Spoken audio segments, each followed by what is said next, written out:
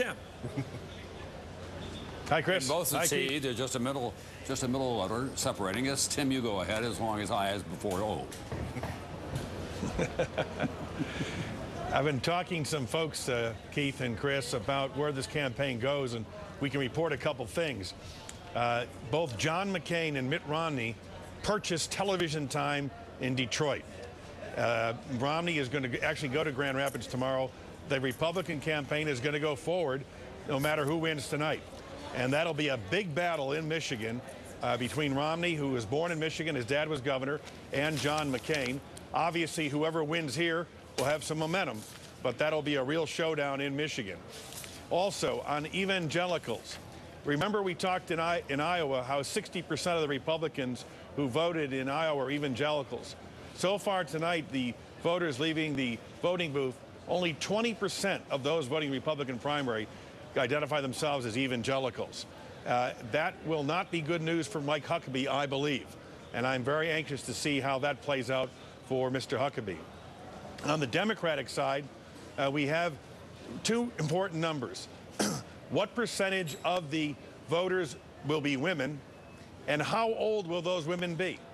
And that will unlock, I think, a real view into Obama versus Clinton. And lastly, the younger voters. What percentage of the vote will be younger voters? In Iowa, it was 20% were under the age of 21. Will we see the same thing in New Hampshire?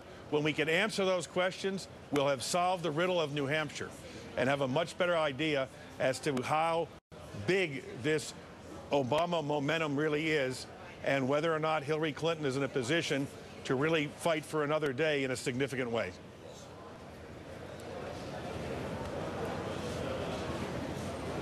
Tom?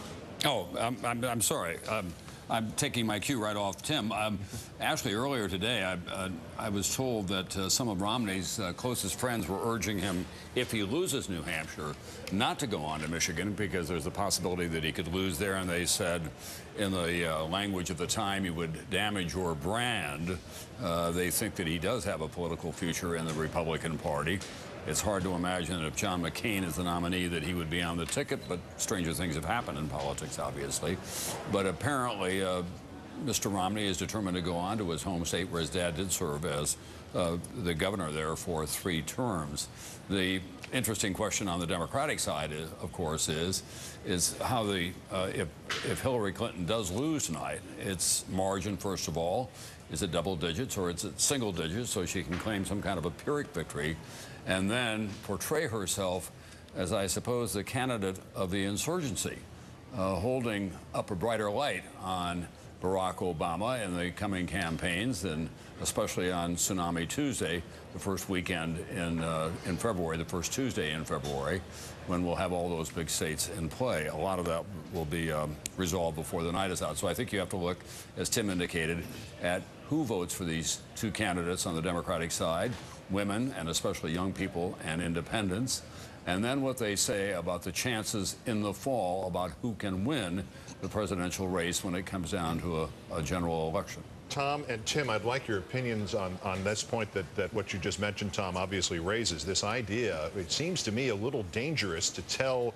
your constituency, which is the implication of this Hillary Clinton plan that's slowly coming into focus here, vote for this campaign by Tsunami Tuesday or we go home. Does an electorate like being dared like that? Tim, do you think that's a good idea, or is that awfully risky? Yeah, I think it's very risky, Keith. You know, Nevada is next up a week from Saturday. As we reported last night, the Culinary Workers Union is going to endorse Barack Obama, which is pretty much tantamount to winning that caucus. The union insists they can bring 15,000 members into a caucus, which could be as little as 40 or 50,000 votes. And then on the South Carolina, which is 50% African American, and Obama keeps gaining with that particular constituency. So I think it's highly risky. I think the other risk for Hillary Clinton is California, which is an open primary.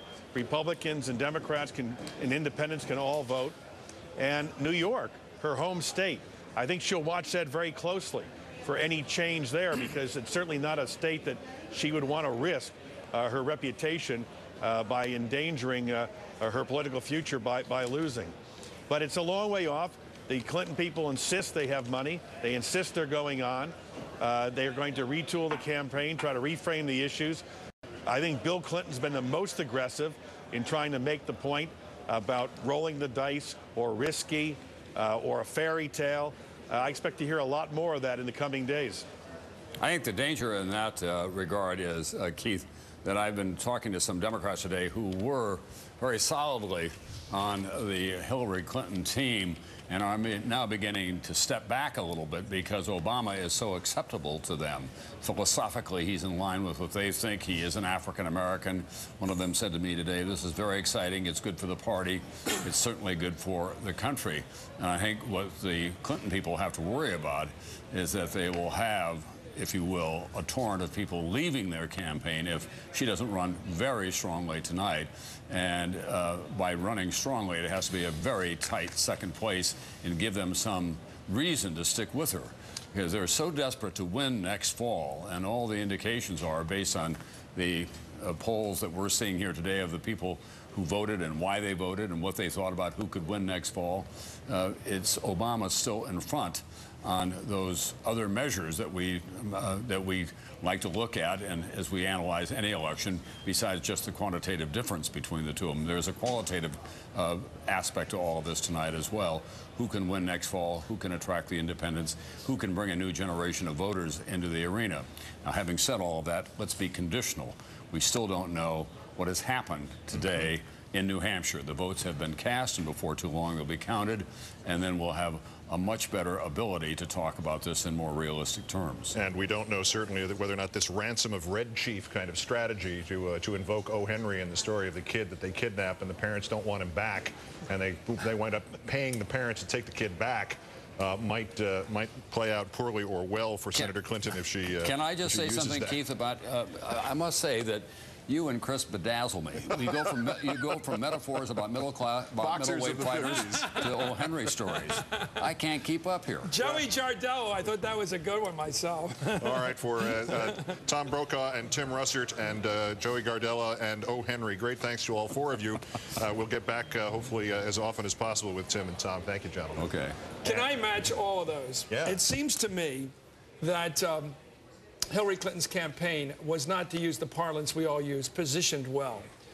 You remember in the great movie Lawrence of Arabia where the Turks aimed all their guns at the sea, and the Arab revolt came in from the desert. They crossed the Nefu. They weren't supposed to be able to do that.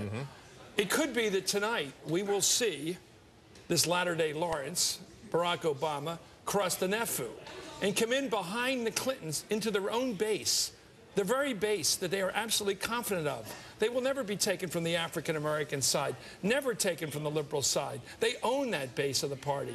And here you see the possibility that they're going to lose Aqaba to the Arabs or to the enemy in this case. Or South Carolina, if you will. Yeah. To someone who wasn't expected to be able to make that kind of salient. It was supposed to be a more traditional attack on her, perhaps from the center or somewhere else. Whereas Bill Clinton back in '92 was able to quickly reposition himself. When Mario Cuomo pulled out of the race or didn't enter it, he was able to quickly position himself not as a centrist DLC guy, but as a classic traditional constituency Democrat against their insurgent Paul Tsongas. He was able to readjust. Hillary has not adjusted to the Obama threat at all so far. Well, let's see what, as those early closing polls begin to spit numbers into the computers, we now have 6% of the vote actually in, and right now, this is if we could just all go home now, I think the Clinton camp would be more than happy with this outcome. A 36-36 tie at a total of about 13,000 votes, with John Edwards at 17% in third place. That's the Democrats, again, 6% in. Way too early to call it a final, way too early to do any kind of projecting, even with these numbers among the Republicans at 6%, which are matching up surprisingly well with the last set of polls. McCain 38, Romney 29, Huckabee 11. Again, very early. Right. And maybe the most significant number is what 6% mean. 6% means they're 8,500 votes to significantly more. And you have to wonder how representative Democrats who get their votes in early are of most Democrats. Anyway, up more. We'll have more.